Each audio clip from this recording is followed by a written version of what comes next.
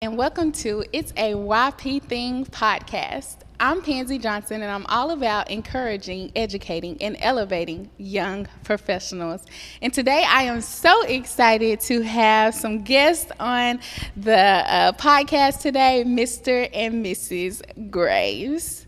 So today is in honor of Valentine's Day. We're going to be talking about all things career, entrepreneurship, and the journey of love. So definitely stay tuned for more. So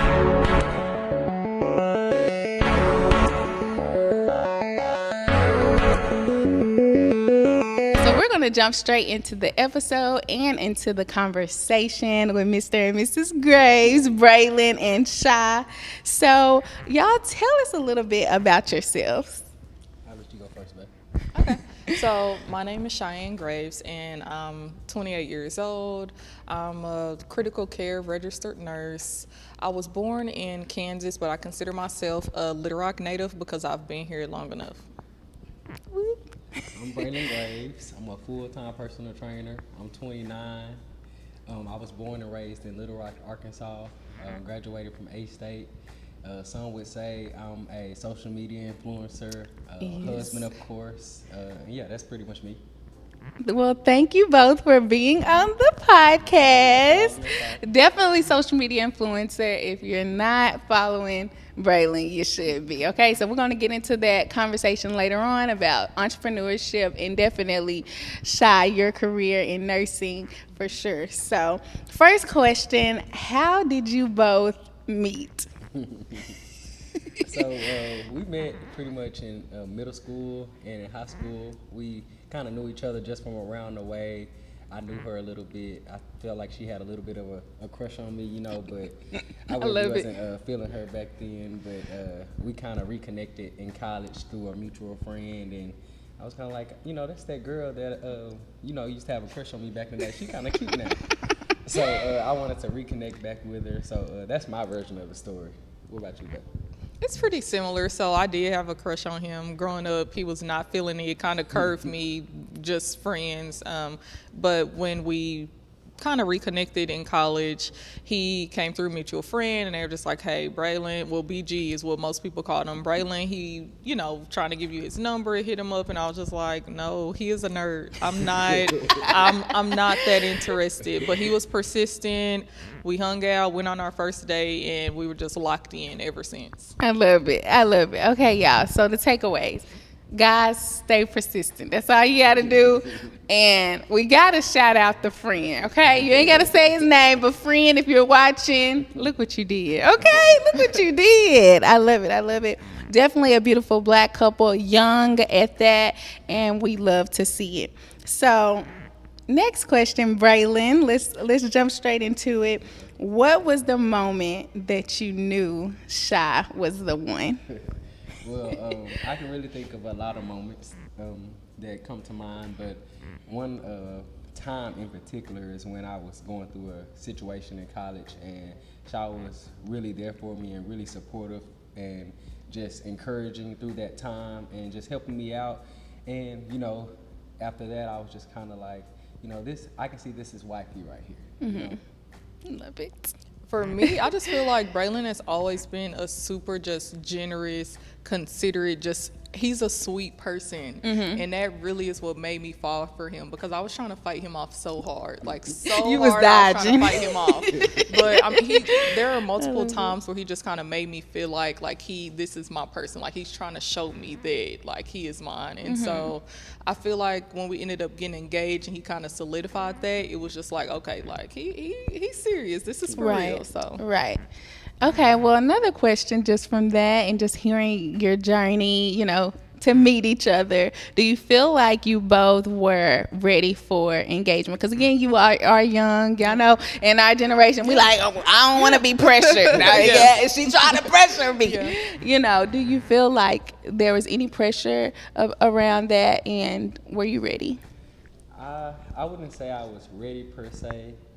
At first I did feel like I was given an ultimatum, whether or not I had to make a choice or not.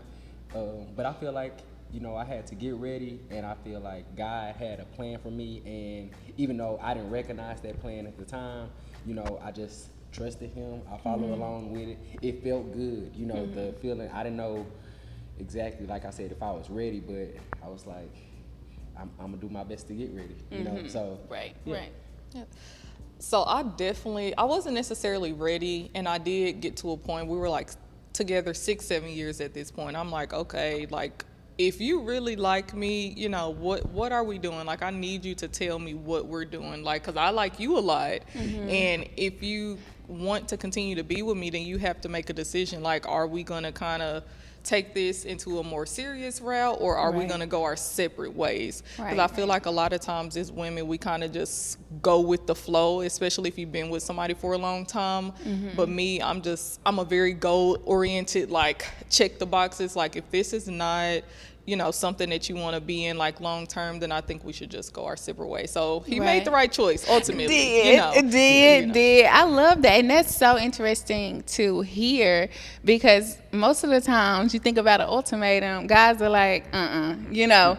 But Braylon, you fell forward actually, and we're like, you know what, I'm going to be all in because I know this is the person that I want. And I think that's just speaks volumes about you, but also just your union. So, ladies, give the ultimatum. You know, don't shy away from it. Just give it. I love it though, for sure. Okay, so y'all know that this month is Black History Month. In honor of that, it's also Love Month. So that's why we have this beautiful couple here. But just to you know, have the topic in regards to Black History Month, and me wanting to give a little bit of statistics, because y'all know I'm going to give y'all the numbers, all right, always. The Institute for Family Studies statistics stated that only 44% of Black children have a father in the home. How do you think that impacts Black and African American relationships in our generation? And as a Black couple, what are your thoughts on this? Okay. I think it's very important for there to be fathers in our homes. I think society at times paints a negative connotation of the Black man and what the Black man looks like and what is popular for the Black man to be. And so although these households are lacking Black men, I also think that as Black women, we are one of the most highly educated groups of women in America. Yes. We do a really good job of making sure that our children are not missing out. However, that can't replace the fact that we need our men in our homes. So. Right. Love that. Braylon, what's your take? I agree. Piggybacking off that, I do feel like it's very important to have that father figure in the house, and I do feel like it can have some, you know, not having that father figure in the house could affect you in a certain way going long term. But I also don't feel like people should let that be a barrier. You know, if you realize, like, I didn't have my father in the home, and you know, this is why I may not have this push, this is why I may not have this motivation, then you can still get that motivation, you can still find that push and that desire to do whatever you wanted to do, but I don't feel like people should let that hold them back. I like your take on it. I like your take on it too, Shy, of just, you know, not putting too much weight on that, but also not letting it limit you, because sometimes people can use that as an excuse, right? Like, I can't be in a relationship, or I'm having all this trauma because, you know, I didn't have my father. But what are you doing right now in this moment to progress forward and ensure that you don't continue the generational curse, as I say, that we say and use at times? So I just love that. I guess just wanting to kind of get a deeper dive into it a little bit. And again, you can go as deep as you want. We can keep it high level. But as you may think about, like, in the future, you know, building a family, how do you think that impacts that of both of y'all bringing your children up with a 2-parent household? To be honest with you, that statistic is a strong reason as to why I wanted to have a partner. I wanted to be married before I did have a child. Of course, children happen. You know, children are always a blessing, whether you are married or not married. Right. But I grew up in a single parent household, even though my father is in my life. Right, But I same. do think it's important for us to show our children the black unit and how the black unit is very positive, and how having a black unit can just keep kids in more stable environments and allow them to be kids and just do whatever they want to just pursue all of their goals. If you want to be artistic, if you want to be an entrepreneur, if you want to just pursue like a professional career, you have that stable environment that kind of nurtures that child to be whoever they want to be. So that for me was my motivation to make sure that I stick to my guns on a lot of the decisions that I made in life, but I didn't allow that to hold me back. It just kind of propelled me into the direction that I wanted to be in. Wow, I love that. Yeah, I definitely can agree with that. And I would attest to saying I would love to, be that two-parent household for, our future child. And I feel like having that two-parent household does have, like I said, will have, just like not having the dad in the house can cause some long-term effects. I feel like having two-parent households can cause long-term effects, but in a positive way. Right. So, my mom, I grew up in the same thing, single-parent household with just my mom. My dad has always been in my life, but my mom was just that soldier, that one who provided everything, and she did the best she can with what she had. Great mom, wouldn't take nothing against her, Right. I just feel like sometimes she needed help, and I feel like she had that help. It just would have been better for all of us, Right. I definitely want to break those barriers and those generational curses to where I can be there with my wife for my soon-to-be or daughter or son.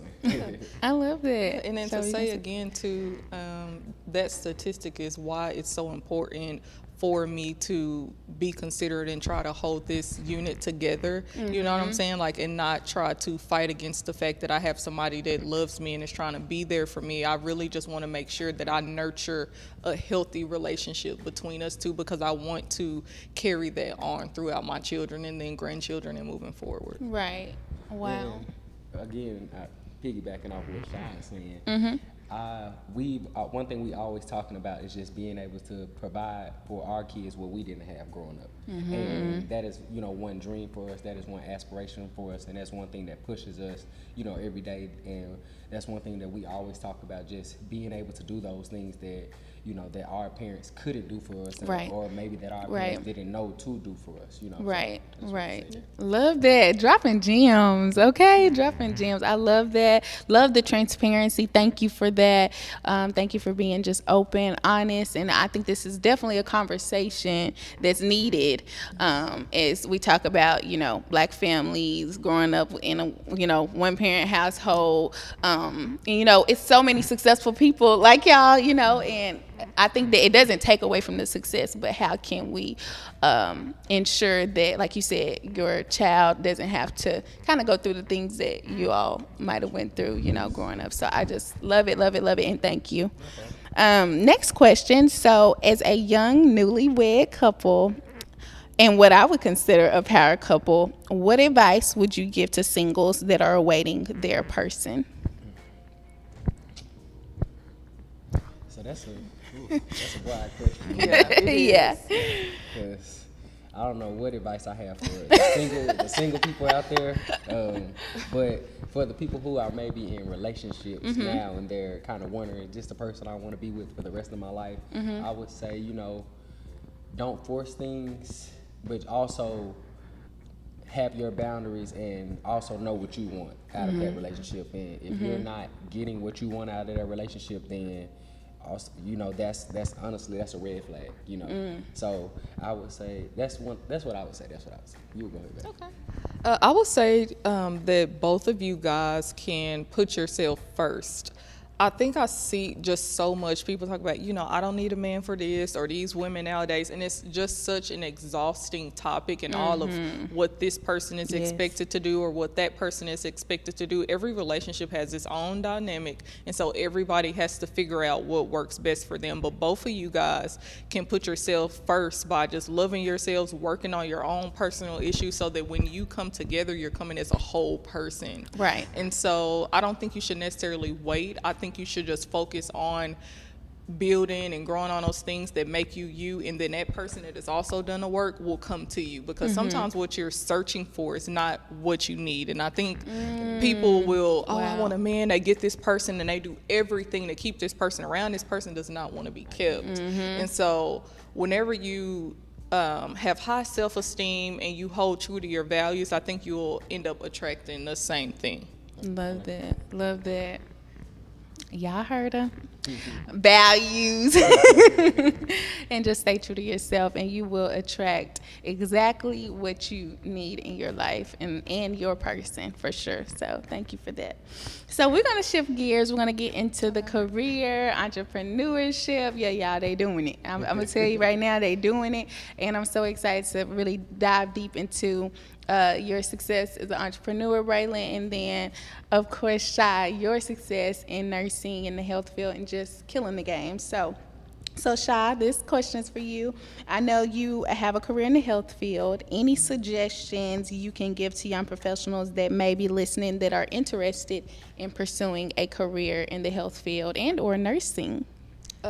So first off, I want to say I love being a nurse. I know we've seen a lot of people, talk about the money, but I really and truly love being a nurse. I love what I do. And anybody can tell you, I've worked in so many jobs as a nurse in the past 6 years of me being in this field. So always build your resume. Always build your resume. But also just figure out what field or what thing you can do that kind of feeds you as a person. Like nobody wants to go to work every single day absolutely hating what they do. And so one thing that I'm able to do in healthcare is that I'm able to, for one, I like people. I like interacting with people. I'm a talker. And so in healthcare, you interact with so many people over the course of your career.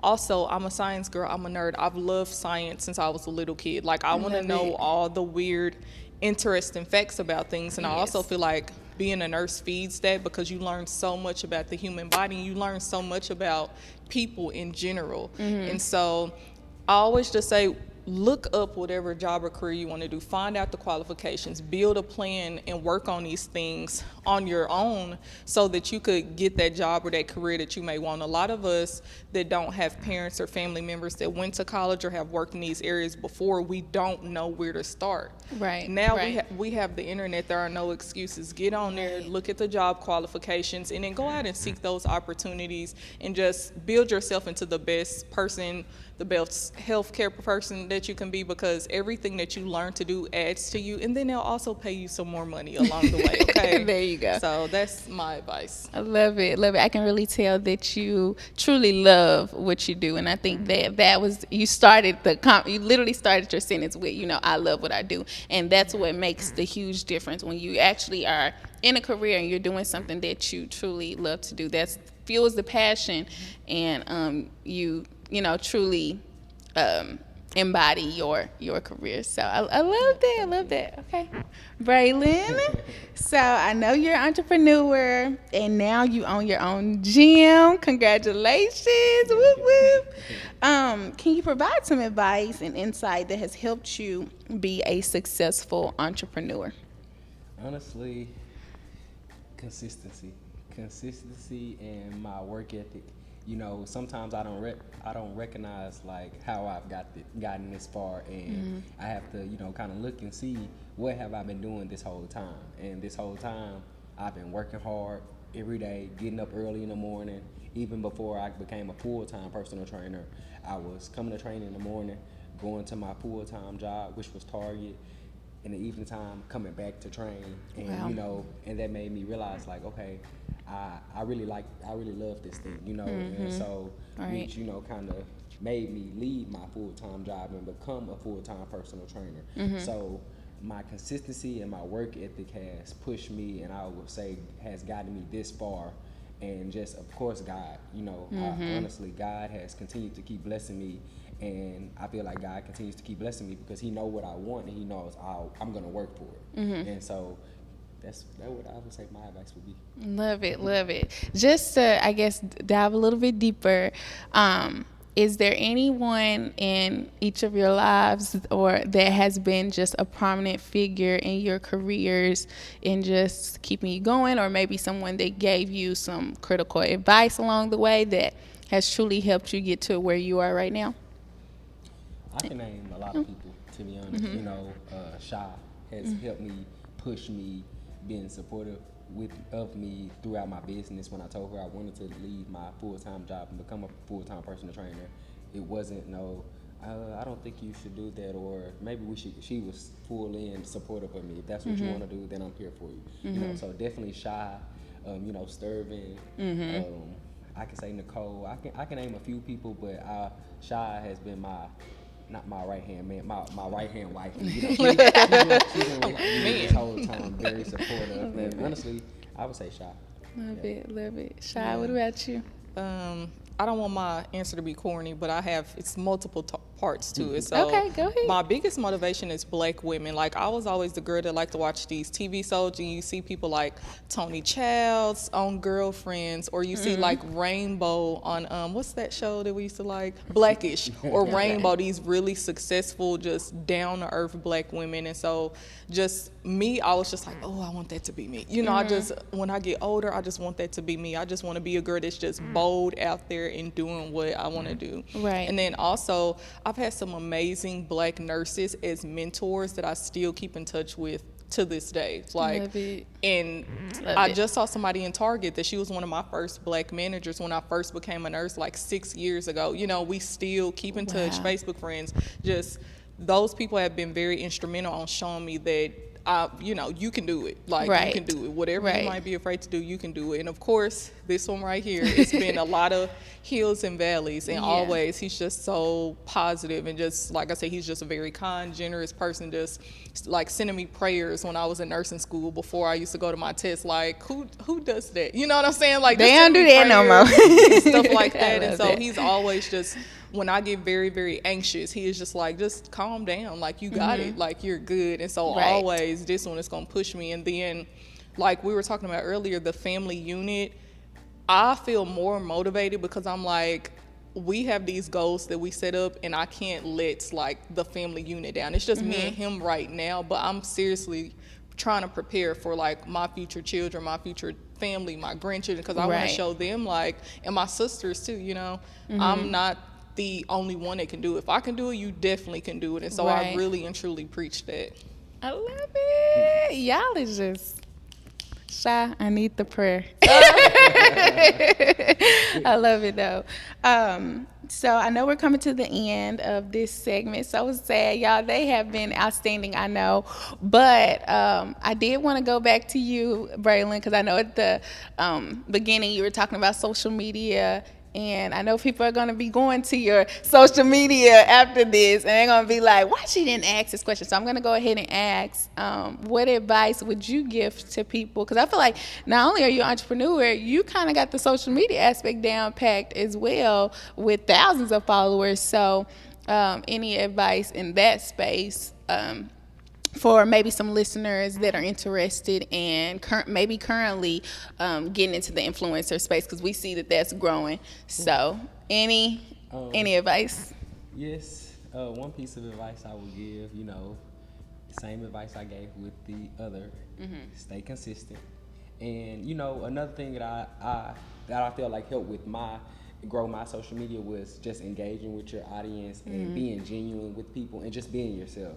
Nowadays, you see everybody wants to be like somebody else on social media. Everybody wants to be this rapper or another social media influencer instead of being themselves, finding their own niche. And that's what I did. You know, I found what was funny for me. I found what my audience liked, and I stuck with that, and I stayed consistent with it. You know, so I would say consistency, find your niche, and be genuine on social media. Okay, thank you for that.